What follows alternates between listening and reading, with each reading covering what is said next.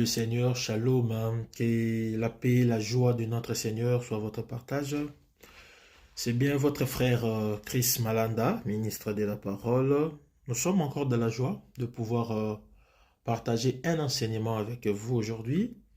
Il est question de qui est les jumeaux de Thomas. Donc nous voulons parler du jumeau de Thomas. Mais avant cela, nous allons nous intéresser à Thomas lui-même. Qui est-il, Thomas, avant de savoir son jumeau? Voilà. C'est ce que nous allons parler aujourd'hui dans les Écritures.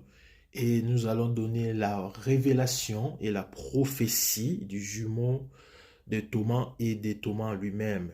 Alors, avant que nous puissions connaître les jumeaux de Thomas, posons-nous la question, qui est Thomas?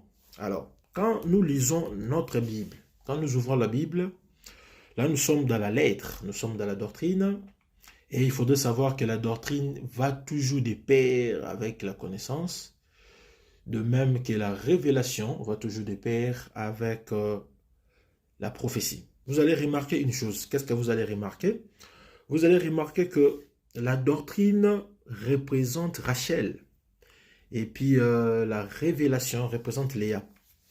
Pourquoi nous disons cela? Vous allez remarquer que Léa a été prolifique plus que Rachel. Léa a eu plus d'enfants que Rachel.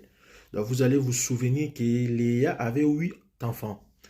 Léa a donné naissance à Ruben, à Siméon, à Lévi, à Juda, à Issachar, à Zabulon. Et puis Rachel a donné naissance à Joseph et puis à Benjamin.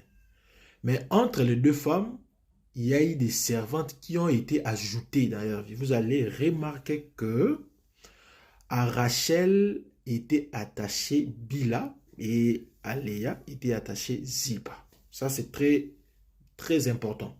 Et nous disons que cette Bila qui est rattachée à Rachel, c'est la connaissance. Et cette Zilpa qui est attachée à Léa, c'est la prophétie. Voilà. Ce qui fait que si vous parlez par la révélation, il y a la prophétie qui est attachée. Et si vous parlez par la doctrine, il y a la connaissance qui est attachée. En d'autres termes, je vais dire quoi? En d'autres termes, Rachel représente la lettre, Rachel représente la loi, alors que Léa représente l'esprit de la lettre. Léa représente les témoignages. Ça, c'est très important. C'est pourquoi vous allez remarquer que Bila a eu 2 enfants, Dan et Nephtali, tout comme Zilpa a eu aussi 2 enfants, Gad et Aser. Vous voyez?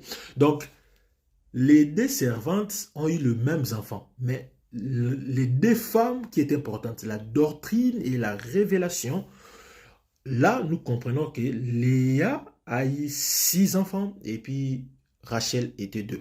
Donc, nous allons commencer par la lettre qui est la doctrine et puis nous allons descendre sur la révélation de Thomas. Dans la lettre, dans la doctrine, Thomas est l'un des 12 apôtres de Jésus. Vous savez, quand vous lisez les synoptiques, nous sommes dans Matthieu, le chapitre 10, le verset 3, nous sommes dans Marc 3, le verset 18, nous sommes aussi dans Luc 6, le verset 15, et quand nous ajoutons l'évangile de Jean, nous sommes dans Jean 20, le verset 24, tout comme les actes des apôtres, le verset 1er, le verset 13. Donc, vous allez remarquer que là-bas, Thomas est représenté et compté parmi les cercles restreints de Jésus. Donc, dans les cercles restreints de Jésus, dans les 12 apôtres de Jésus, il y a un nom qui s'appelle Thomas. Voilà. Donc, Thomas, c'est un apôtre. Ça, nous sommes dans la lettre. Et nous sommes tous d'accord. Mais vous allez remarquer que seul l'évangile de Jean, Jean va s'intéresser à Thomas d'une manière un peu particulière. Jean va donner des informations que les autres évangiles n'ont pas données. Et particulièrement, Jean a donné quatre significations ou 4 informations. Dans l'évangile de Jean, Jean va répéter les noms de Thomas à 4 reprises. Nous sommes dans Jean le chapitre 11, le verset 8 et le verset 16. Nous sommes dans Jean 20, que nous avons cité, commençant par le verset 19 jusqu'au verset 29. Et puis nous sommes dans Jean 21, le verset 1er et 2. qu'est-ce que Jean nous révèle par ses écrits? Parce que c'est Jean qui va colorier, qui va peindre Thomas. Et c'est à partir des gens que nous allons tirer notre enseignement, parce que c'est le prophète Jean qui va nous révéler des choses très importantes concernant Thomas. Nous allons retenir 4 points de la doctrine concernant Thomas qui nous ressortent de l'évangile de Jean. Premièrement, Jean va appeler Thomas du nom de Didyme. Voilà, ça c'est une révélation que Jean nous donne. Jean appelle Thomas Didyme. Or, Didyme signifie deux, signifie jumeau. Vous voyez. Donc, nous avons compris que Thomas c'est un jumeau. Vous voyez. Thomas a un jumeau. Parce que dans Thomas, il y a deux. Dans Thomas, il y a un jumeau. Dans Thomas, c'est les Didymes. Donc, quand vous allez lire les écritures que nous avons données, Jean 11, le verset 8, Jean 11, le verset 16, Jean 20, 24 à 29, Jean 21, le premier au deuxième verset, vous allez constater que Jean appelle Thomas Didyme. Ça, c'est la première information. La deuxième information, c'est que Jean va présenter Thomas comme un brave. Il va présenter Thomas comme un courageux. Parce que Thomas va poser un acte de bravoure. Qu'est-ce que Thomas va faire? Là, nous sommes dans Jean 11. Le verset 8 et puis le verset 15 à 16. Vous allez lire, ou ce qui apparaît dans vos écrans. Vous allez remarquer que les apôtres vont dire à Jésus, mais Seigneur, tu cherches encore à retourner en Judée. Parce qu'en Judée, on cherche à te tuer. On cherche à te lapider. Comment tu peux encore retourner là-bas? Mais Jésus va dire que si vous croyez en moi, je me réjouis de retourner là-bas. Vous voyez? Parce que c'est là-bas que je dois accomplir ma mission. Et voici la réponse de Thomas. Là, nous sommes dans le verset 16. Thomas va dire quoi? Si tel est le cas, alors nous allons mourir avec toi. Voilà, ça c'est très important. Donc c'est Thomas qui va prendre la place des 12 et répondre pour dire que si tel est le cas, alors nous allons partir avec toi en Judée. S'il faudrait mourir, nous allons mourir pour toi. Nous allons mourir avec toi. Voilà, ça c'est très important. Dans la troisième révélation concernant Jean, qui nous présente Thomas, Jean va nous présenter Thomas comme celui qui a un esprit critique. C'est lui qui a posé une bonne question. Parce que si aujourd'hui nous avons cette écriture que nous aimons tant de Jean 14, le verset 6, Jésus qui dit « Je suis le chemin, la vérité et la vie, nul ne vient au Père que par moi ». C'est grâce à Thomas, parce que Thomas va poser une question. Jésus dira « Je vais m'en aller et je vais vous préparer de place pour que là où je serai, vous y serez aussi ». Là, nous sommes dans Jean 14, je pense que vous voyez. Mais Thomas va poser la question, mais Seigneur, nous ne savons même pas où tu vas. Comment pouvons-nous savoir quel est le chemin? Vous voyez? Parce que Jésus dit, j'irai vous préparer les places. Mais Thomas dit, nous ne savons pas où vous allez. Comment nous allons savoir le chemin? Voilà la question de Thomas. Et c'est au travers de cette question, Jésus va dire, mais je suis le chemin. Voilà. Ça, c'est très important. Et puis la quatrième information que Jean nous donne concernant Thomas, c'est que Thomas s'est représenté comme celui qui incarne l'incrédulité. Voilà. Ça, c'est d'ailleurs l'information la plus connue concernant Thomas. Parce que tout le monde, quand on parle de Thomas, on voit directement l'incrédulité. On voit directement, il faut voir pour croire. Vous voyez, là nous sommes dans Jean 20, le verset 24 et puis 29. Donc, Thomas va dire que je ne croirai pas. Moi-même, je dois voir le Seigneur, je dois toucher les marques de ses plaies. Si je ne touche pas, je ne croirai pas. Voilà. Ça, c'est Thomas qui nous est présenté par l'apôtre Jean. Voilà. Ça, nous étions dans la lettre, nous étions dans la doctrine. Et dans la doctrine, nous avons dit que Thomas, c'est effectivement un apôtre et que Jean nous a donné des caractéristiques ou des informations lui concernant.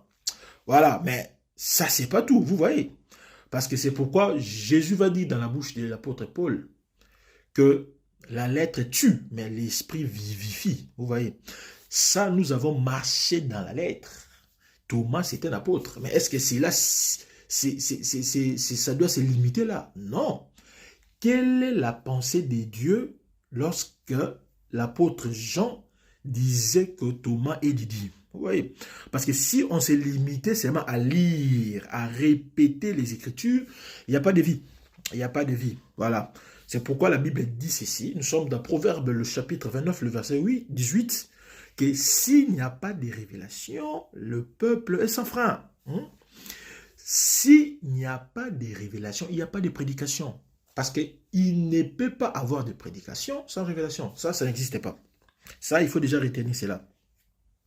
Donc, c'est la révélation qui donne la pensée de Dieu. C'est pourquoi Dieu va poser la question au travers le prophète Ésaïe. Nous sommes dans Ésaïe 19, le verset 12.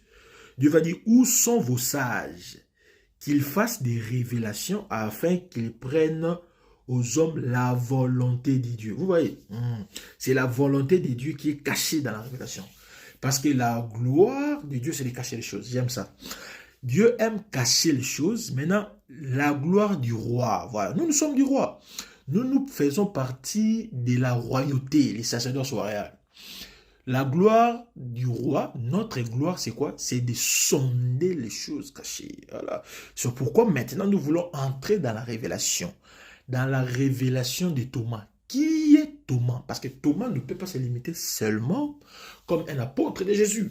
Mais Thomas aussi, c'est une autre image. Quelle est la pensée de Dieu lorsque nous parlons aujourd'hui de Thomas? Lorsque l'apôtre Jean, qui parle au fils, comme fils des prophètes, parle que Thomas est Didi, mais Thomas est jumeau, Thomas est deux. Qu'est-ce qui est caché dans cette pensée? Vous voyez? Donc, nous allons entrer dans la révélation, parce que s'il n'y a pas de révélation, vous allez tomber dans la fosse. C'est ce que Jésus dit. Les aveugles qui conduisent, les aveugles finiront par tomber dans la fosse. Et quand vous tombez, vous allez rester dans le pénombre de la mort. Vous allez rester dans les ténèbres. Vous voyez, la révélation de la parole donne l'intelligence aux simples, aux hommes simples. La révélation des Écritures éclaire. C'est pourquoi Proverbe, le chapitre 6, le verset 20 et le verset 23, nous dit que le précepte, c'est le père, mais l'enseignement, c'est la mère. Or, le précepte, c'est la lampe, et puis l'enseignement, c'est la lumière. Vous voyez? Donc, la lettre, c'est la lampe. Or, la lampe sans la lumière, ça ne sert à rien. Vous voyez? Nous avons pris la lampe, nous avons compris que Thomas, c'est un apôtre. Ça, c'est dans la lettre, c'est dans la doctrine. Mais qui est Thomas dans la révélation? Qui est Thomas? Parce que c'est cet Thomas-là qui va nous donner la lumière. Et c'est cette lumière qui va nous conduire. Parce que la parole de Dieu est une lampe à nos pieds et une lumière sur nos sentiers. Donc quand nous marchons, nous avons la lampe, mais il faudrait avoir de la lumière dans cette lampe. Sinon, vous allez marcher dans les ténèbres. Or, Jésus a dit, je suis la lumière. C'est lui qui a la lumière, ne marchez pas dans les ténèbres. Jésus est la grâce et Thomas, nous allons le connaître dans la grâce, dans les témoignages. Ésaïe finit par dire, à la loi et au témoignage, si l'on ne parle pas ainsi, il n'y a pas d'aurore. Il n'y a pas de lumière si nous ne parlons pas de la loi jusqu'à la grâce. Si nous n'expliquons pas la lettre pour donner l'esprit de la lettre. C'est pourquoi les sacrificateurs lisaient distinctement la loi et donnaient le sens de ce qu'ils venaient de lire. Expliquaient ce qu'ils venaient de lire pour que le peuple comprenne c'est quoi ce que Dieu voulait dire. Je prie l'Éternel pour qu'il puisse vous donner vraiment les yeux spirituels, qu'il puisse éliminer les yeux de votre cœur pour que vous puissiez comprendre ces choses. Parce que ces choses, ce sont des choses que l'œil n'a pas vues. Ce sont des choses que l'oreille n'a pas entendues. Ce sont des choses qui ont été préparées pour toi, mon frère. Ce sont des choses qui ont été préparées pour toi, ma soeur. Ce sont des choses qui ont été préparées pour nous l'Église, et nous sommes bénis. Voilà. Je commence maintenant mon enseignement et je suis dans ma première partie. la révélation de Thomas. Voilà, la révélation de Thomas. Alors, avant d'expliquer Thomas, je vais prendre une écriture. Nous sommes dans le livre de Genèse, le chapitre 25, le verset 23. Dans cette écriture-là, Dieu va donner une prophétie concernant Rebecca. Qu'est-ce que Dieu va dire? Dieu va dire que Rebecca est enceinte. Voici ce que Dieu va dire. Dieu va dire, des nations sont dans ton ventre. 2 nations sont dans ton ventre. Il continue à dire encore, 2 peuples sortiront de ton ventre, de tes entrailles. Donc, Dieu était en train d'expliquer les jumeaux. Vous voyez? Donc, dans les langages de Dieu, les jumeaux, c'est 2 peuples. J'aime ces choses. Donc, quand nous disons que Thomas est jumeau, donc il est question de 2 peuples. Il est question de 2 nations. Donc, Thomas, c'est une nation et son jumeau, c'est une nation. Thomas, c'est un peuple et son jumeau, c'est un peuple. Vous voyez, c'est comme ça qu'on comprend les choses de Dieu. Voilà. Maintenant, vous avez déjà compris l'essence de la révélation des jumeaux. Les jumeaux, selon les langages de Dieu, c'est le peuple. Donc, dans la révélation, nous disons que Thomas est l'image de l'abîme qui n'était pas éclairé lors de la création. Thomas est l'image de l'abîme qui est resté dans les ténèbres. Thomas est l'image de l'abîme non éclairé. Alors, nous allons maintenant commencer à faire le marathon des Écritures.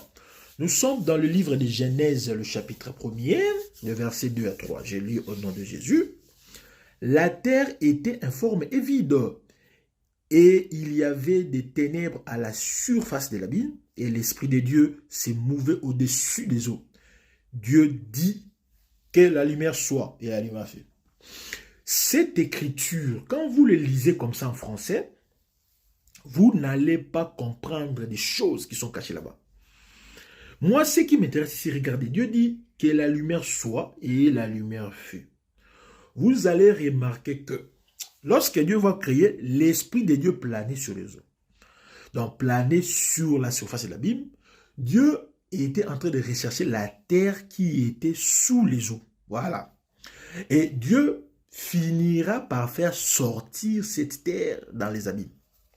Mais vous allez remarquer quoi? Dieu va dire dans le premier jour que la lumière soit et la lumière va apparaître. Mais lorsque cette lumière a apparu, nous disons que cette lumière n'a pas éclairé toutes les abîmes. Non, frère, il y a une partie de cet abîme qui a été éclairée par cette lumière, mais une autre partie était restée dans les ténèbres.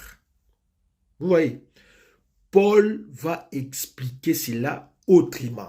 Voici comment Paul va expliquer les ténèbres. Nous sommes dans 2 Corinthiens, le chapitre 4. Nous allons lire le verset 6.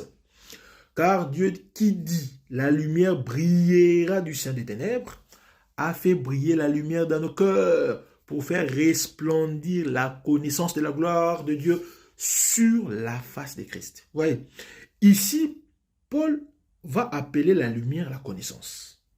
Donc, la lumière, c'est une connaissance. Si la lumière, c'est une connaissance, donc les ténèbres, c'est l'ignorance. Vous voyez? Donc, lorsque la lumière a apparu, une partie de l'abîme a été éclairée, une autre partie était restée dans les ténèbres. Et les ténèbres, c'est l'ignorance, alors que la lumière, c'est la connaissance. Dans les langages de Paul. Or, Proverbe 6, le verset 23, nous dit que l'enseignement, c'est une lumière. Donc, la lumière, c'est la connaissance, c'est l'enseignement. Vous comprenez?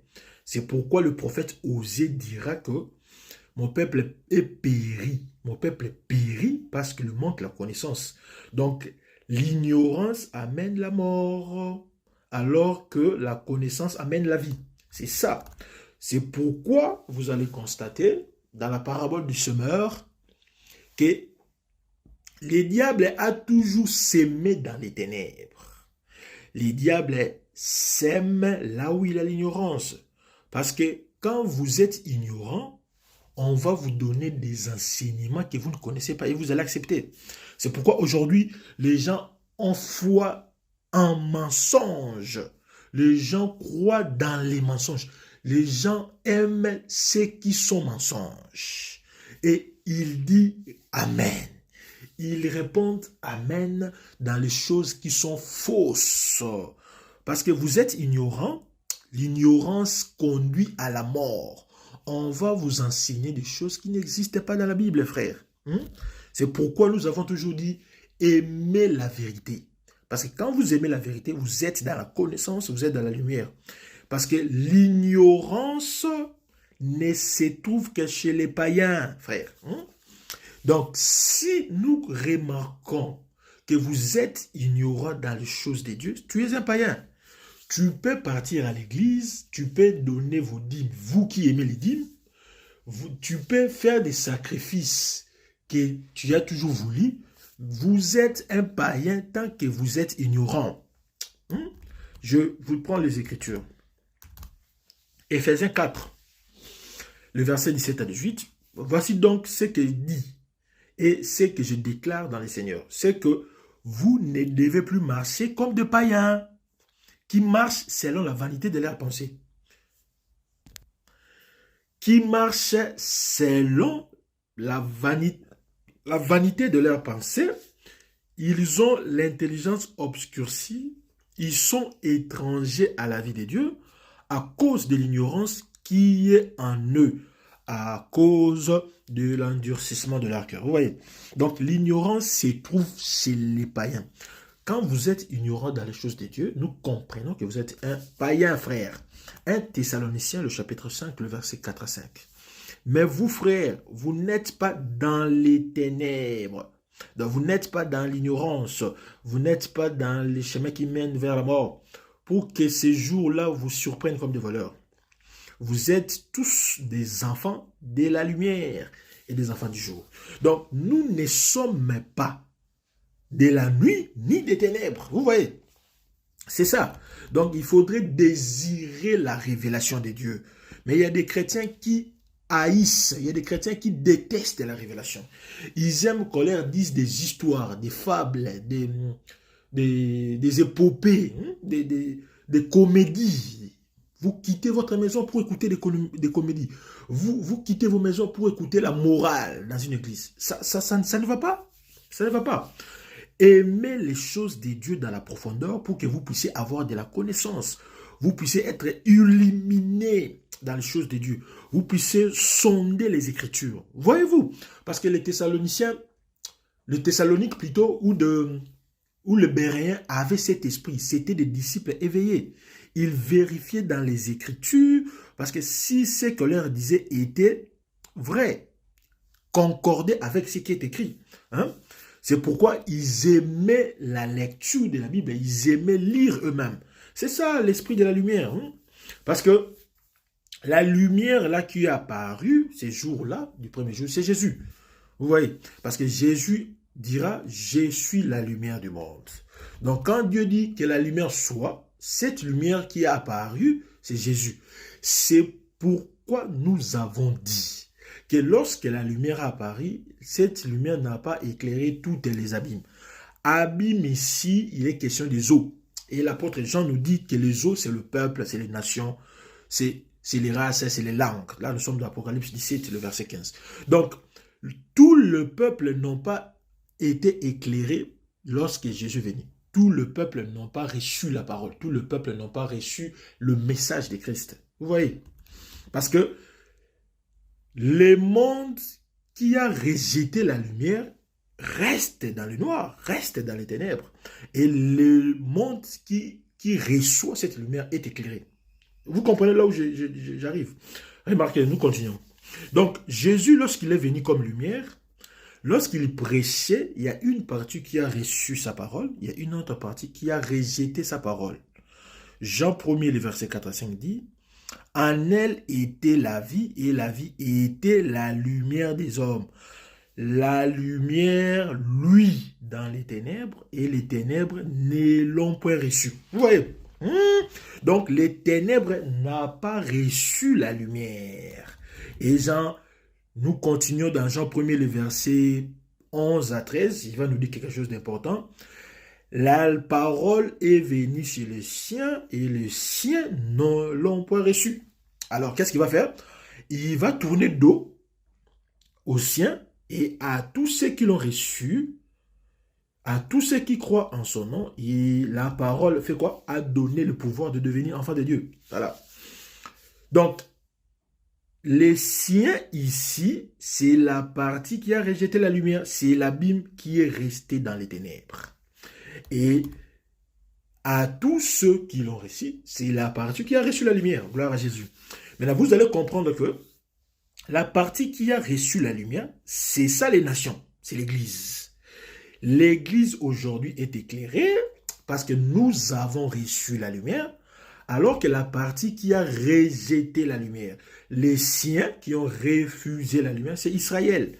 Ce sont des païens qui refusent la lumière. Parce que nous avons dit que les ténèbres, l'ignorance, ça se trouve chez les païens. Et aujourd'hui, Israël est dans les ténèbres. Donc, nous avons compris maintenant qui est Thomas. Voilà.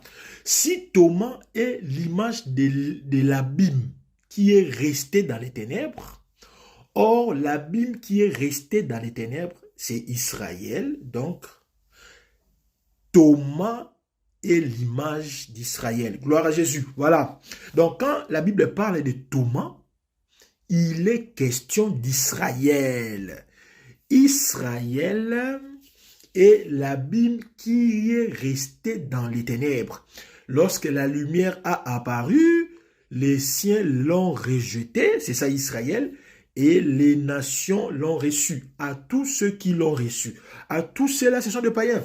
Parce que Jésus va tourner dos à Israël et va entrer dans les nations. Ici aussi, nous voyons l'image de Moïse. Moïse, par qui sa mère vient déposer dans les eaux, dans le bord du fleuve Nil. C'est Moïse qui quitte la maison de son père. C'est Moïse qui quitte la maison de sa mère. C'est Jésus qui quitte Israël pour aller vers la fille de Pharaon. Voilà. Donc, ce qui est resté sans Jésus reste dans les ténèbres et ce qui reçoit Jésus est éclairé. Donc, il y a deux parties. L'Église a reçu Jésus, la lumière, nous sommes éclairés. Et puis Israël est resté dans les ténèbres, tout comme les païens. C'est pourquoi nous disons aujourd'hui, Israël est païen. Aujourd'hui, dans la Révélation, il n'y a pas Jésus en Israël parce que les siens l'ont rejeté. C'est pourquoi dans ces temps de la grâce, dans ces temps de la lumière, nous devons marcher dans la lumière, frère. Nous devons marcher dans la lumière. Jésus a dit, la lumière est encore pour peu de temps. Marchez pendant qu'il y a encore la lumière. Marchez selon la lumière. Pendant que vous avez la lumière, croyez en cette lumière, frère, afin que vous soyez des enfants de lumière. Parce que l'heure viendra où cette lumière va s'éteindre pour retourner chez les siens. Gloire à Jésus. Parce que si quelqu'un marche dans la nuit, il va broncher. Nous sommes encore dans ces temps de la grâce des nations. Nous capturons, nous bénéficions de ces temps de la grâce. Donc marchons dans la lumière. Faites de sorte que Jésus puisse nous éclairer et que nous puissions sortir des morts. Nous puissions vivre, nous puissions respirer. Parce que tous ceux qui respirent louent l'Éternel. Vous voyez, marchons pendant qu'il y a encore le temps. C'est pourquoi nous avons toujours dit, pendant que nous sommes éclairés aujourd'hui, Israël est non éclairé. Israël est dans les ténèbres, mais je vous dis, prophétiquement parlant, Israël sera éclairé. C'est pourquoi nous devons bénéficier de ces temps de la grâce qui est dans les nations. Parce que cette lumière qui est venue nous visiter finira par retourner chez le sien, frère. C'est pourquoi nous disons, si aujourd'hui nous sommes éclairés, demain Israël sera éclairé. Et ça, nous allons prendre une écriture. Nous sommes dans le livre de Romains, le chapitre 11. Nous allons lire le premier 5 versets. Et puis nous allons ajouter le verset 26 et puis le verset jusqu'au verset 29. Nous lisons au nom de Jésus. Je dis donc, Dieu a-t-il rejeté son peuple? Loin de là. Car moi aussi, je suis israélite. de la postérité d'Abraham, de la tribu de Benjamin. Dieu n'a point rejeté son peuple, qu'il a connu d'avance. Ne savez-vous pas que l'Écriture rapporte d'Élie comment il adresse à Dieu cette plainte contre Israël? Seigneur, ils ont tué tes prophètes, ils ont renversé tes autels. Je suis resté moi seul et ils cherchent à m'ôter la vie. Mais quelle réponse Dieu lui a-t-il fait? Je me suis réservé 7000 hommes qui n'ont point fléchi les genoux devant Baal. De même aussi, dans le temps présent, il y a un reste selon l'élection de la grâce. Voilà, je me limite d'abord là. Ici, Paul est en train d'expliquer que est-ce que Dieu a rejeté Israël, totalement Israël? Il dit, loin de là. Donc, si Dieu a préservé une partie qui n'ont pas fléchi les genoux devant Baal, de la même façon, Dieu a préservé Israël de l'élection de la grâce qu'il a. Voilà. Donc, Israël a une élection de la grâce. C'est pourquoi nous disons que la lumière finira par retourner en Israël. Voilà. Finira par retourner en Israël. Il ne faut pas rêver. Pendant que nous avons la lumière, nous devons marcher dans la lumière. Parce que cette lumière quittera les nations et retournera chez les siens. Le verset 26 jusqu'au verset 29, il est écrit: et ainsi, tout Israël sera sauvé, selon qu'il est écrit, le libérateur viendra de Sion, et il détournera de Jacob les impiétés. Verset 27, et ce sera mon alliance avec eux, lorsque j'ôterai leurs péchés. Le verset 29, en ce qui concerne l'évangile, ils sont ennemis à cause de vous, remarquez, mais en ce qui concerne l'élection, ils sont aimés à cause de leur père. Verset 29, car Dieu ne se répand pas de ses dons et de son appel. Vous voyez, Israël est dans les ténèbres, parce que ici le verset 28 dit quoi? En ce qui concerne l'évangile, les Juifs sont ennemis de l'évangile à cause de nous les nations. Voilà. Mais en ce qui concerne l'élection, ils sont aimés à cause de leur père Abraham, Jacob et Isaac. Donc, c'est comme ça. Dieu finira par remettre Israël dans sa position d'attente parce que Dieu ne se répand pas de ses dons, ni de son appel. Il y a un appel, il y a une élection de la grâce qui est sur la tête d'Israël et que ses péchés, ses impiétés seront ôtés ces jours-là. Donc, Israël aujourd'hui est païen. Aujourd'hui, Israël ne croit pas à l'évangile que nous prêchons, mais Israël va recevoir cette prédication. Voilà. C'est pourquoi nous disons que cet Israël qui est non éclairé, cet Israël qui reste dans les ténèbres, mais que cet Israël qui sera dans la prophétie éclairée, c'est Thomas. Voilà. Maintenant, nous allons montrer les détails dans l'écriture de Jean 20, le verset 24 jusqu'au verset 29, comment Thomas et Israël, et nous allons marcher dans les Écritures pour vous montrer les révélations magnifiques de la parole. Voilà, là nous allons lire. Vous allez nous supporter avec la lecture. Nous aimons les Écritures. Nous aimons les Écritures. Sinon là, à quoi servirait de prêcher? Parce que si nous sommes là, c'est pour parler de la part de Dieu. Nous cherchons pour vous l'Écriture. Nous sommes dans Jean le chapitre 20, le verset 24 jusqu'au verset 29. Suivez la lecture. Thomas, appelé Didyme, l'un des 12, n'était pas avec eux lorsque Jésus vint. Les autres disciples lui dirent donc, nous avons vu le Seigneur. Mais il leur dit, si je ne vois dans ses mains la marque des clous, si je ne mets pas mon doigt dans la marque des clous, si je ne mets ma main dans son côté, je ne croirai pas. 8 jours après, les disciples de Jésus étaient de nouveau dans la maison. Et Thomas s'est trouvé avec eux. Jésus vint, le porte étant fermé, se présentant au milieu d'eux et dit, la paix soit avec vous. Puis il dit à Thomas, avance ici ton doigt et regarde mes mains. avance aussi ta main et mets-la dans mon côté, et ne sois pas incrédule, mais sois croyant. Thomas lui répondit, mon Seigneur et mon Dieu. Jésus lui dit, parce que tu m'as vu, tu as cru. Heureux ceux qui n'ont pas vu et qui ont cru. Parole du Seigneur. Voilà. C'est dans cette écriture ici qui est le socle de la révélation de Thomas que nous allons marcher et vous allez être richement bénis. Voilà, nous commençons ici par l'absence de Thomas. C'est ça que l'écriture commence. Hein? Donc l'écriture dit quoi? Jésus va apparaître aux apôtres et ces jours-là, Thomas était absent. Nous allons connaître aujourd'hui l'absence de Thomas. Parce que cette absence, c'est tout un enseignement. Ne pensez pas que Thomas était absent par hasard. Non, parce que nous avons dit que c'est Thomas qui est absent, c'est Israël. Hein? Et vous allez comprendre aujourd'hui des choses magnifiques. Remarquez, Jésus vient et trouve les 10 apôtres. Thomas est absent. Nous disons que les 10 apôtres ici représentent l'abîme éclairé. Voilà, vous remarquez? Et Thomas qui est absent représente l'abîme resté dans les ténèbres.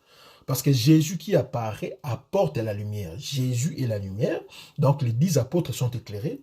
Mais Thomas qui est absent n'a pas la lumière. Donc c'est l'abîme qui est resté dans les ténèbres. Et les 10 apôtres qui étaient dans la maison, ils étaient restés à la maison parce qu'ils étaient en deuil. Vous remarquez? Parce qu'on venait de tuer Jésus. Mais Thomas est absent au lieu du deuil. Alors que la Bible dit, vaut mieux aller dans une maison de deuil que d'aller dans une maison de festin. Thomas s'est absenté dans la maison de deuil. Or, là où il y a le deuil, là où il y a les cadavres, c'est là, en principe, s'assemblent les aigles. Vous voyez, Jésus a dit ça. Jésus a dit, où est les corps, là s'assembleront les aigles. Mais malheureusement, Thomas est absent ces jours-là. C'est Thomas-là qui est absent, qui n'est pas au deuil, c'est Israël. Mais c'est quoi ici le deuil? Ici, nous disons que le deuil ici, parce que le deuil, il était question de pleurer l'agneau. C'était la Pâque. Vous voyez, Jésus-Christ est notre Pâque. Les 10 apôtres qui étaient dans la maison pleuraient l'agneau. Parce que, souvenez-vous, en Égypte, Dieu a dit que les enfants d'Israël devaient rester dans la maison, devaient rester endeuillés, en train de pleurer l'agneau. Mais vous allez remarquer que Israël, Thomas, n'a pas célébré la Pâque. Ici, la Pâque, ici, j'ai dit, c'est la Pâque de Jésus. Remarquez. Jésus vient, la Bible dit qu'il doit marcher aujourd'hui, demain et le lendemain. Donc, Jésus a fait 3 jours de marche. Jésus a fait 3 ans sur la terre. En faisant 3 ans sur la terre, Jésus a célébré 3 Pâques. La première Pâque, la deuxième Pâque, la Bible ne nous a pas donné l'information parce que Jésus a célébré la Pâque des Juifs. Mais la 3e année de sa mort, Jésus va célébrer la Pâque autrement. C'est pourquoi vous allez remarquer, Jésus, lorsqu'il célèbre les 3 Pâques, il était en train en fait d'accomplir la loi, le psaume et le prophète. Vous voyez, c'est ça les 3 Pâques de Jésus. Mais dans la 3e Pâque, Jésus va célébrer la Pâque avec les apôtres. Vous remarquez? Et nous disons que dans la révélation, lorsque Jésus a célébré la Pâque avec les apôtres, Thomas était absent. C'est Israël. Vous allez remarquer que Israël n'a pas fêté la Pâque des apôtres. Parce que Jean, le chapitre 13, nous dit que avant la fête des Pâques, Jésus a célébré la Pâque avec les apôtres. Donc, lorsque Jésus célèbre sa Pâque avec les apôtres, Israël n'a pas célébré cette Pâque. Vous voyez? Donc, cet Israël qui ne célèbre pas la Pâque, c'est Thomas qui est absent dans le lieu du deuil. Donc, Thomas est absent dans le lieu. Thomas n'a pas fêté la Pâque. Israël n'a pas fêté la Pâque de Jésus. Et cet Israël va fêter la Pâque, va célébrer la Pâque dans les seconds mois. Nous allons y revenir et vous allez voir. Donc, c'est pourquoi nous avons toujours dit, ne prêchez jamais que après l'enlèvement, la grâce va prendre fin. Non, ça, c'est pas un bon enseignement. C'est une très mauvaise prédication. Il ne faut jamais dire, il ne faut jamais prêcher qu'après la grâce, après l'enlèvement, la grâce prend fin. Non, ça, c'est pas bien dire. Il faudrait plutôt dire, il faut faire une nuance. Après la grâce que nous avons, il n'y aura plus de grâce chez les nations. Vous voyez? Il n'y aura plus de grâce. Parce qu'après la grâce qui est dans les nations, la grâce va retourner en Israël. Nous avons lu avec vous Romains 11, le verset 5, que Israël bénéficie de l'élection de la grâce. Vous voyez? Il ne faut jamais prêcher qu'après la grâce est finie, il n'y a pas la grâce. Non, non, non. Après la grâce qui est dans les nations, la grâce va retourner chez les nations. C'est comme ça qu'on comprend les Écritures. C'est pourquoi cela rime autant avec l'absence de Thomas. Si Thomas est absent, c'est parce qu'il n'a pas célébré la Pâque. Il n'a pas été dans le lieu de deuil. Et le lieu de deuil, c'est la Pâque qui a été célébrée par Jésus et les apôtres. Israël n'a pas participé à cette Pâque. Israël va donc participer à la deuxième Pâque. Et cette deuxième Pâque, c'est ça l'état de la grâce d'Israël. Donc la grâce qui est chez les nations va retourner en Israël. Et chez les nations, il n'y aura plus la grâce, mais en Israël, il y aura la grâce. Nous allons prendre une écriture pour dire qu'il y a des conditions qui peuvent empêcher de célébrer la Pâque. Et Israël n'a pas célébré la Pâque de Jésus pour une raison. Nous allons lire l'écriture. Soyez patients. Nous sommes dans le livre de Nombres. Prenons le verset 6 jusqu'au verset 11. Je lis pour vous. Le verset 6. Il y eut des hommes qui, se trouvant impurs à cause des morts, ne pouvaient pas célébrer la Pâque ces jours-là. Ils se présentèrent le même jour devant Moïse et Aaron. Et ces hommes dirent à Moïse, « Nous sommes impurs à cause des morts. Pourquoi serions-nous privés de présenter au temps fixé l'offrande de l'Éternel au milieu des enfants d'Israël ?»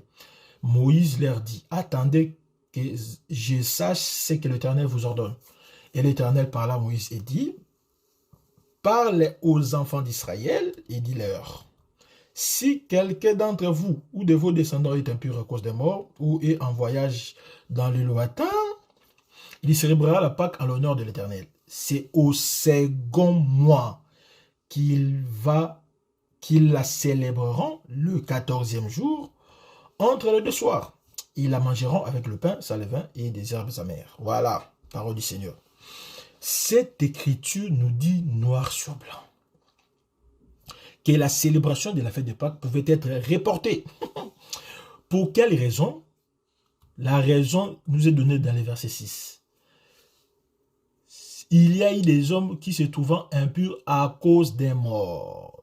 Si vous étiez en contact avec un mort, vous n'allez pas célébrer la fête de Pâques.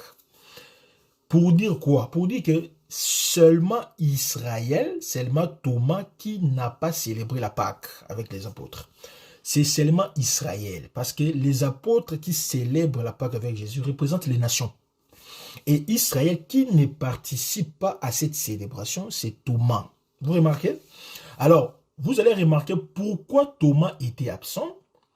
Parce que Thomas ne pouvait pas se présenter lorsque Jésus a apparu aux 10. Parce que Thomas, c'est Israël. Thomas, c'est la Bible qui est restée dans les ténèbres. Si Thomas était présent ce jour-là, il y aurait eu anéantissement des Écritures. J'aime ces choses. Donc, il y a parfaite harmonie de la parole de Dieu. Israël n'a pas célébré la fête de Pâques. Pourquoi? Nous comprenons seulement parce qu'Israël était souillé par la mort de Jésus. Gloire à Jésus. Israël a été souillé par la mort d'un homme. Israël a tué Jésus et ces jours-là, Israël a été souillé. Vous voyez? Alors, puisque Israël a été souillé, Israël ne pouvait pas célébrer la Pâque dans le mois de Nissan, dans le mois d'Abib. C'est le premier mois. Mais Dieu va dire dans le verset 11, c'est au second mois. Donc, le second mois ici, c'est les temps après la grâce aux nations. Parce que le second mois, c'est le mois des Ziph. Vous voyez? C'est le mois de l'Iyar. Donc, Israël n'a pas célébré la Pâque de Nissan avec Jésus, mais Israël va célébrer la Pâque avec Jésus dans les mois des Ifs, les seconds mois. Ça, c'est très important. Et c'est là, il faudrait 8 jours. Parce que Jésus va apparaître de nouveau 8 jours après. Quand la Bible dit 8 jours après, ça signifie c'est les débuts, c'est le deuxième mois. C'est dans le deuxième mois, alors Thomas sera là et a été éclairé parce que Jésus a apparu. Voilà, ça c'est très important. Donc, tout cela qui n'est pas Israël et qui n'est pas souillé par la mort de Jésus, parce que c'est lui qui a été souillé par la mort de Jésus, ce sont les Juifs. Donc, si tu n'es pas juif, c'est le moment de nous rejoindre, frère. C'est le moment de nous rejoindre. Parce qu'il n'y aura pas de seconde fête pour toi, frère. La seconde fête des Pâques n'aura lieu que pour les Juifs. Si tu n'es pas juif, cette célébration du second mois ne vous concerne pas. Ne vous concerne pas. Parce que si vous ne fêtez pas avec nous aujourd'hui, quand nous prêchons l'évangile, quand vous ne croyez pas à cet évangile, ça sera pour vous trop tard parce que la grâce qui est chez nous les nations retournera chez les siens. Ça, c'est très important. C'est pourquoi le chapitre 9, toujours de Nombre, le verset 13 à 14, il dit très bien. Si c'est lui qui est pur et qui n'est pas en voyage s'abstient de célébrer la Pâque, toi qui es pur, toi qui n'es pas souillé par la mort de Jésus, parce que toi tu n'es pas juif, tu n'as pas tué Jésus, celui-là sera retranché de son peuple. Voilà. Parce qu'il n'a pas présenté l'offrande à l'Éternel au temps fixé. Cet homme-là portera la peine de son péché. Ouais. Vous serez condamné pour rien. C'est ça que la Bible dit. Hein? Maintenant, remarquez, si un étranger en séjour chez vous célèbre la Pâque de l'Éternel, il va se conformer aux lois et aux prescriptions. C'est pourquoi nous respectons les prescriptions. Paul va nous dire que Christ est notre Pâque. Donc, mangeons cette Pâque avec le pain sans levain. Nous respectons la procédure, nous respectons les règles, les prescriptions de la célébration de la Pâque. Donc, nous ne mélangeons pas le pain avec le levain, les faux enseignements du diable et des pharisiens. Donc, nous sommes là aujourd'hui en train de manger ce pain. C'est ça l'absence de Thomas. Thomas est absent et nous avons démontré pourquoi Thomas est absent. Et Israël n'a pas célébré la Pâque. C'est ça l'élection de la grâce. Donc la grâce retournera en Israël parce qu'Israël doit célébrer la Pâque avec Jésus. Et cette fois-ci-là, Thomas a été là, mais c'est là 8 jours après. Donc c'est ça le second mois. Ça, c'est très important. Maintenant, remarquez une chose toujours dans Jean, parce que nous expliquons Thomas dans Jean 20, les versets 24 à 29. Vous qui nous avez pris en chemin. Thomas retourne à la maison. Les 10 apôtres vont lui expliquer que nous avons vu le Seigneur. Ici, les 10 apôtres, nous avons dit que c'est la Bible éclairée. Ok, c'est l'Église. Aujourd'hui, nous sommes en train de prêcher les enfants d'Israël. Nous sommes aujourd'hui en train de prêcher les Juifs. Mais ils ne peuvent pas nous écouter. Parce que Thomas n'a pas écouté les 10. C'est pourquoi, quoi que nous fassions, nous pouvons prêcher. Quand nous prêchons la croix, les Juifs restent dans leur statut. Les Juifs restent statu quo dans leur pensée. Pourquoi? Parce que c'est Thomas. Parce que c'est Thomas. Thomas n'a pas accepté l'enseignement de ses frères. Tout comme aujourd'hui, Israël n'accepte pas notre enseignement. Thomas va répondre, je ne croirai pas, il faut que moi-même je puisse voir. Mais pourquoi Thomas dit cela? C'est parce qu'il y a une écriture qui dit que lorsque je briserai les bâtons du pain, du femmes cuiront votre pain dans un seul four et rapporteront votre pain au poids. Vous mangerez et vous ne serez pas rassasiés. Donc Israël ne se rassasie pas du pain que nous sommes en train de donner. Ce pain-là, c'est un pain qui a été cuit pour nous, les 10 femmes. Les 10 femmes ici, c'est les 10 vierges. Voilà, ça vous savez déjà. Donc nous, les 10 vierges, nous sommes en train de manger ces pains. Mais le pain que nous portons, nous ramenons en Israël, ce pain ne peut pas rassasir, ne peut pas servir à satisfaire la faim, à éteindre la soif de manger les enfants d'Israël. C'est pourquoi Israël ne croit pas à nos prédications. Pour cela, ils doivent voir Jésus lui-même.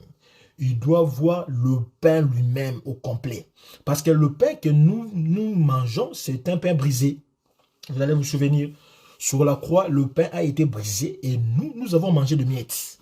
Les miettes ne peuvent pas satisfaire aux enfants parce que les miettes, c'est la nourriture de petits chiens. Les miettes, c'est pour nous les chiens, les nations, alors que le bâton du pain, c'est pour l'enfant. C'est pourquoi Thomas a refusé l'enseignement des 12. C'est en fait ici l'image d'Israël qui ne peut pas accepter notre prédication parce que ce sont des miettes. Israël a besoin de Jésus lui-même. Thomas avait besoin de voir Jésus lui-même. C'est ça les 8 jours. Maintenant ici, je vais récupérer les 8 jours. Nous sommes toujours dans Jean 20, dans le verset 26. Regarde ce que l'Écriture dit. 8 jours après. 8 jours après, les disciples de Jésus étaient de nouveau dans la maison et Thomas s'est trouvé avec lui. Pour que Thomas puisse voir Jésus, le temps s'est écoulé. Ces temps, c'était 8 jours. Mais nous nous sommes posé la question. Pourquoi seulement 8 jours? Vous voyez? C'est comme ça qu'on réfléchit dans la pensée de Dieu. Pourquoi Dieu n'a pas dit 5 jours? Pourquoi Dieu n'a pas dit 6 jours? Pourquoi Dieu n'a pas dit 7 jours? Mais pourquoi Dieu a seulement dit 8 jours? C'est parce qu'il y a un enseignement. Remarquez. Nous avons dit que Thomas n'a pas célébré la fête des Pâques parce que Thomas a été souillé de la mort de Jésus. Il ne pouvait pas célébrer la Pâque. Donc Thomas était impur. Puisque Thomas était impur, Israël était impur, ne pouvait pas célébrer la Pâque. Mais il y a une écriture maintenant qui dit pourquoi, qu'est-ce doit faire l'homme impur. Nous sommes dans Nombre 19, le verset 11 à 12. C'est lui qui touchera un mort, un corps humain quelconque, sera impur pendant 7 jours. Voilà. Il se purifiera avec cette eau le 3e jour et le 7e jour et il sera pur. Mais s'il ne purifie pas le 3e et le 7e jour, il sera impur. Ici, puisque Thomas a été souillé par la mort de Jésus, Thomas est resté impur. Et la purification de celui qui a touché le corps durait 7 jours, gloire à Jésus. Maintenant, vous comprenez que Jésus ne pouvait pas apparaître avant les 7 jours. C'est l'image que Israël ne verra pas Jésus après sa purification. J'aime ces choses. Israël ne peut voir Jésus qu'après s'être purifié parce que Israël avait le sang d'un homme, avait tué un homme. Israël était impur, Thomas était impur. Nous avons dit, et Jésus n'a apparu que 8 jours après. Cela signifie que Israël doit prendre le temps de se purifier. Et la purification, c'est 7 jours. Et ici, les 7 jours dans la prophétie, nous disons que c'est le temps après l'enlèvement de l'Église où il y aura l'homme impie qui va régner. Il y aura 3 ans et demi de l'Alliance et 3 ans et demi de la tribulation, de la grande tribulation. Vous voyez, c'est pendant les 7 ans ici que Israël sera purifié. Les 3 ans et demi, parce que la Bible dit, il se purifiera avec l'eau le 3e jour. Le 3e jour, si nous disons les 3 ans et demi, Israël sera purifié par l'eau. Et l'eau sera apportée par les 2 témoins. Gloire à Jésus. Les 2 témoins vont apporter de l'eau et ils seront purifiés par cette eau. Et Israël sera nettoyé le 7e jour. Il sera purifié par la grande tribulation. Quand ils seront persécutés, et c'est à ce moment-là, ils vont finir leur purification, alors Jésus va apparaître. Donc Jésus apparaîtra le 8e jour et Thomas sera là. Gloire à Jésus. Donc, vous avez compris maintenant. Maintenant, nous allons prendre deuxième signification de 8. Le 8 a toujours été le chiffre du salut. Vous savez, c'est le recommencement des choses. Thomas, qui était absent le premier jour, la première fois que Jésus apparut, Thomas n'avait pas le Saint-Esprit. Donc Thomas n'était pas né de nouveau. Parce qu'il est question de la naissance nouvelle.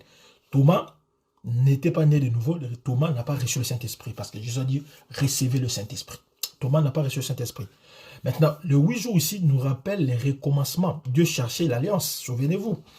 Après les déluges, il y a seulement eu 8 personnes qui ont été sauvées, qui ont été tirées des abîmes. Vous voyez, Il y a un nouveau départ. Voilà. Parce que Genèse 8 nous dit, 2 Pierre 2, le verset 5, 1 Pierre 3, le verset 20.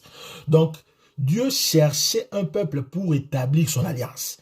Dieu avait établi son alliance avec Adam, et après le déluge, il va établir son alliance avec Noé.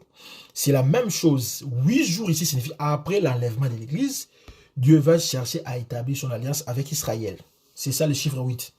Mais aussi le chiffre 8, c'est le temps de la guérison. Nous avons dit que Dieu va guérir Israël. Nous avons lu dans Romains 11 que Dieu va ôter les impiétés, va ôter les iniquités d'Israël. Donc c'est le temps de guérir Israël. C'est ça le chiffre 8. Le temps que Dieu prend pour guérir Israël, c'est ça le chiffre 8. Donc Dieu va guérir Israël et Israël va tourner son regard vers lui. Cela nous rappelle la guérison des aînés par Pierre. Nous sommes dans le livre des Actes. Oui. Actes, le chapitre 9. Actes, le chapitre 9, le verset 32 à 34. Quand Pierre visitait tous les saints, il descendit aussi vers ceux qui demeuraient à Lyde. Il trouvait un homme nommé Aîné, couché sur un lit depuis 8 ans. Vous voyez? Et paralytique. Pierre lui dit, Aîné, Jésus-Christ t'est guéri. Lève-toi, arrange ton lit. Et aussitôt, il se leva. Voilà. Ici, Pierre va guérir Aîné qui était couché sur son lit depuis 8 ans. Il était paralytique. C'est ça l'image d'Israël. Aîné ici, c'est Israël parce que Israël est resté pendant le temps. Et le temps, le 8, c'est le temps de la guérison. Lorsque Jésus va apparaître, c'est pour que guérit totalement Israël de son incrédulité, guérit totalement Israël de son endurcissement du cœur. Voilà. Donc, et c'est Thomas qui voit Jésus, en voyant Jésus, il va croire. Parce que Jésus va lui dire quoi? Je dis, avance ici ton doigt, regarde mes mains, avance ta main et mets-la dans mon côté et ne sois pas incrédule. Et Thomas a répondu, mon Seigneur, et m'a dit, voilà. C'est après les 8 jours que Thomas a cru au Seigneur comme son Seigneur et son Sauveur. C'est après la grande tribulation, lorsque Jésus reviendra dans sa gloire, que Israël va alors connaître que Jésus était son Shiloh, que Jésus était son Seigneur, que Jésus était son Sauveur. Gloire à Jésus. C'est très, très beau, ces choses. Remarquez maintenant, remarquez.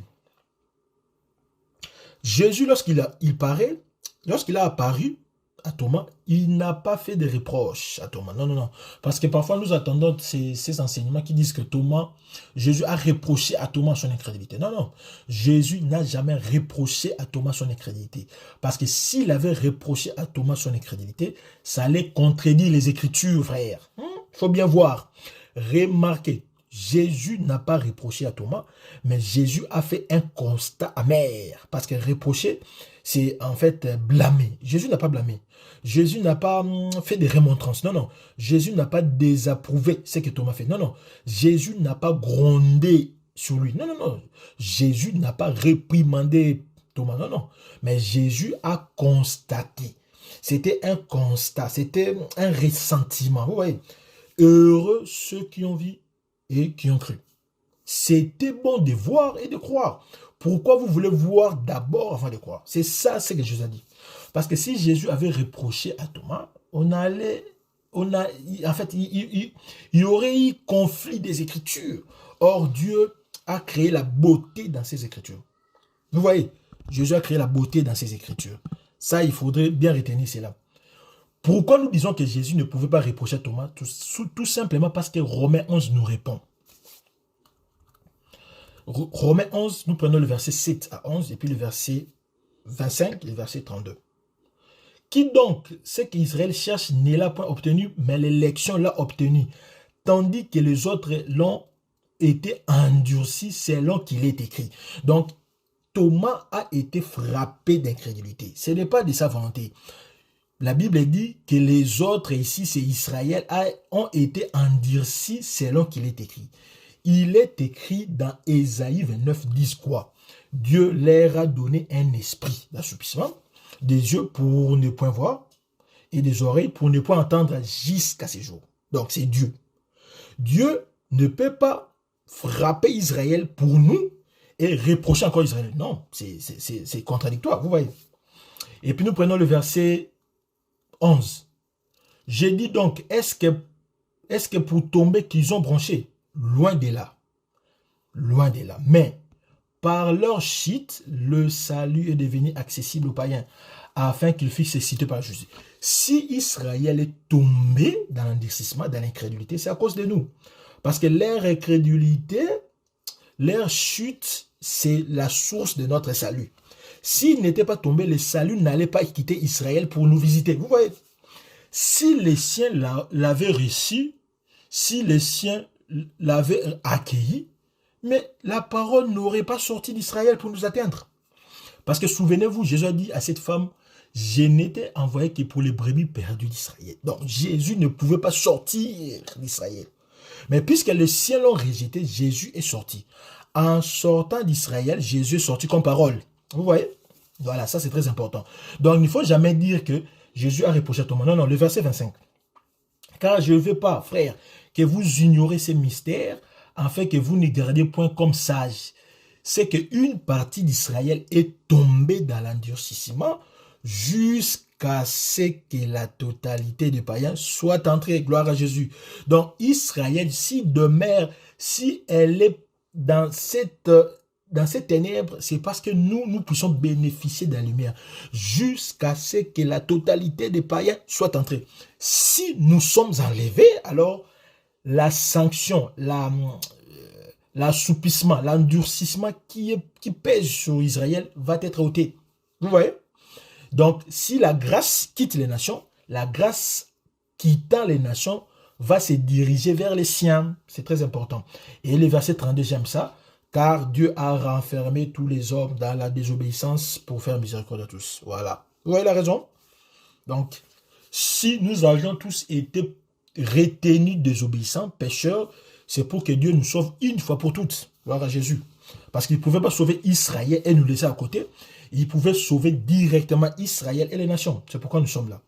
Donc, Jésus n'a pas reproché à Thomas, mais il a simplement constaté que Thomas pouvait croire. Parce que s'il est reproché, on allait en fait être en conflit avec les Écritures que nous venons de lire.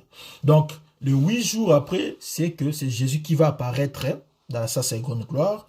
Et à ce moment-là, Thomas va voir Jésus. Et Jésus va lui dire, viens mettre ton doigt. Viens mettre ton doigt. Ici, nous confirmons que lorsque Jésus reviendra dans sa gloire, et il reviendra en Israël, les enfants d'Israël vont voir Jésus avec les cicatrices qu'il a reçues avant de partir. Nous disons ceci, frères. Lorsque Jésus viendra, les enfants d'Israël vont voir les marques. C'est ça Thomas. Thomas dit, je ne verrai que le marque de clous. Et Jésus, quand il viendra, il va présenter ces marques à ses enfants. Il va présenter. Nous allons prendre une écriture, attention. Il ne faut pas être pressé. Il ne faut pas dire, non, ça c'est faux, mais Jésus, comment il peut encore venir avec ces marques? Mais c'est Thomas. Parce que, remarquez, lorsque Jésus sort, il appelle directement Thomas, viens mettre ton doigt ici. Regarde mes mains, regarde mon côté. Parce que ne sois pas incrédule. Et Thomas dit, mon Seigneur, mon Dieu. Il a cru, et parce qu'il a vu. C'est comme ça Israël le verra. Je vous donne l'écriture. Zacharie, le chapitre 13, le verset 6. Et si on lui demande d'où viennent ces blessures que tu as aux mains, il répondra, c'est dans la maison de ceux qui m'aimaient que je les ai reçus. Voilà. Je prends la version Bible du Semeur. Et quand on lui dira, quelles sont donc ces blessures que l'on voit sur ton corps? Alors il répondra, c'est la trace des coups reçus dans la maison de mes ennemis, de mes amis plutôt. Donc, Jésus va présenter les marques à Thomas. C'est ça Zacharie 13. Vous voyez? Donc, lorsque Jésus va apparaître, Jésus apparaîtra avec les marques qu'il a reçues. Et il va présenter cela à Thomas. Thomas, ici nous avons dit Israël, c'est Zacharie 13, le verset 6. Jésus va dire à Thomas, viens mettre ici mon doigt, regarde le coup que j'ai reçu de la maison de mes amis, de la maison de ceux qui m'aimaient. Voilà, gloire à Jésus. Donc c'était ça notre enseignement, et nous avons démontré que Israël, c'est Thomas, qui est la Bible non éclairée, et que Thomas, qui ne croit pas, c'est l'image d'Israël, qui n'accepte pas aujourd'hui la parole, qui ne croit pas au Seigneur Jésus, parce qu'il est frappé d'aveuglement, d'assoupissement, d'endurcissement. Mais lorsque Jésus viendra, il ôtera cette incrédulité, et Israël va toucher les marques, les cicatrices que Jésus a reçues pour lui, que Jésus a été mort pour lui d'abord et pour les nations après, et que nous allons voir le Seigneur Jésus avec nous et avec force. Nous allons continuer notre deuxième partie, et dans notre deuxième partie, là-bas, nous allons maintenant démontrer les illustrations d'Israël, où Thomas vit autrement. Nous allons donner six exemples ou 6 illustrations dans lesquelles nous allons voir Thomas qui se déploie comme les autres écritures. Et puis enfin, nous allons maintenant dévoiler le jumeau de Thomas. Que le Seigneur vous bénisse.